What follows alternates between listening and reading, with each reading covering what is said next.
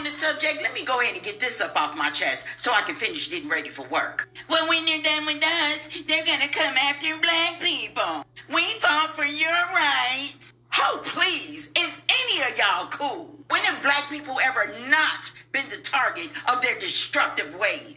Black people have been targeted since they genetically mutated, and you let them convince you that we're the problem. Now look at you. We have been, are now, and will always be the target. The difference is black people stay ready. We ain't got a dick ready. Fought for our freedoms? You want to talk about fighting for freedoms? You think the civil rights movement was just about black people? We have a long history of fighting for everybody.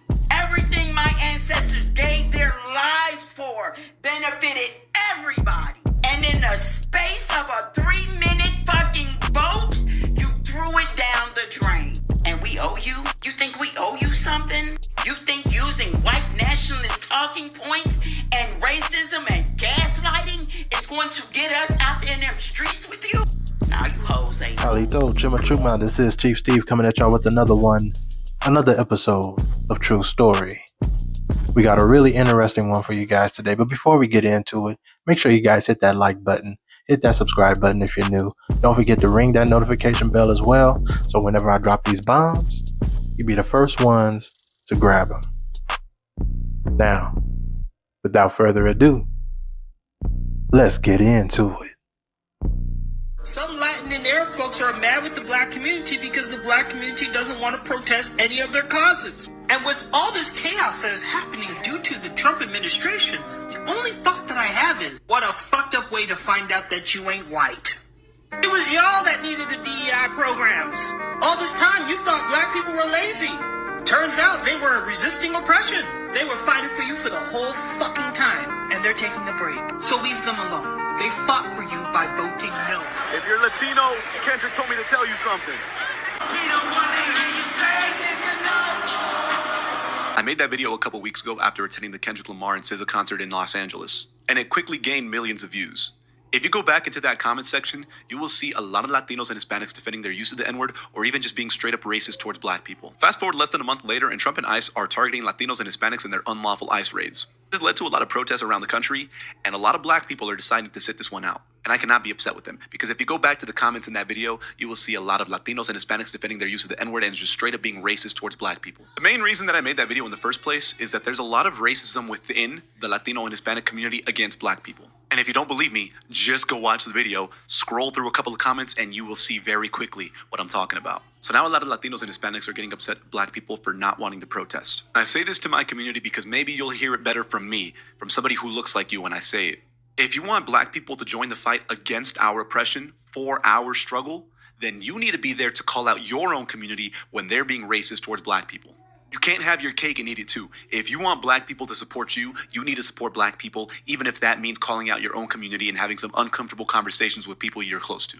We are so much stronger united. Black people and Hispanics are so much stronger when we come together.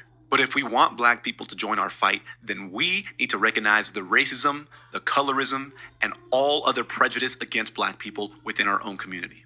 It's not fair to ask them to fight for us when you're not fighting for them.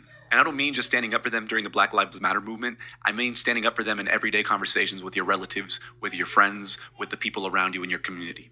If you want black people to respect us, if you want black people to help us, then the least you can do is start by not using the N-word anymore and calling out your friends and family when they use the N-word. Peace to everybody tuning in. Across the country right now, we're seeing protests erupt around immigration. People are out in the streets, shutting down highways, calling for the end of ICE, calling for protection for immigrants. And in the middle of all this, there's a question being asked. Where are the black folks? Or as I like to say, where are the Aboriginal Americans? Let's get something straight today. We see what's happening, but we're not participating. And that's intentional.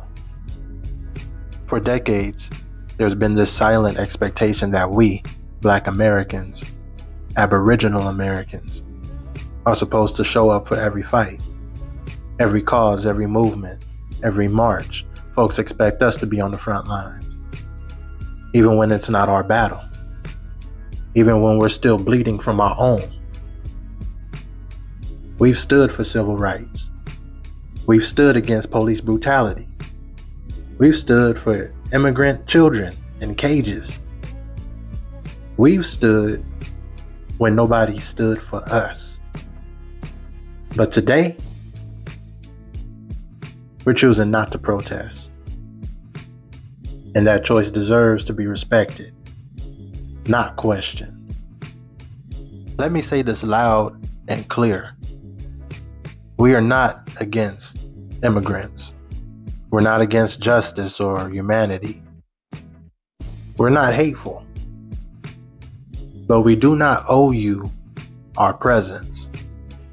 See, support doesn't always mean showing up in the way others won't. It doesn't mean marching when our own feet are broken. It doesn't mean shouting when our throats are dry from screaming for our own survival. We can be supportive and still sit this one out. We are focused on something bigger. It's called us first. That doesn't mean nobody else ever. It means we finally learned that we matter. It means we've spent centuries putting everyone else's needs, struggles, and fights ahead of our own. Now, we're turning inward. Now, we're building. Now, we're healing.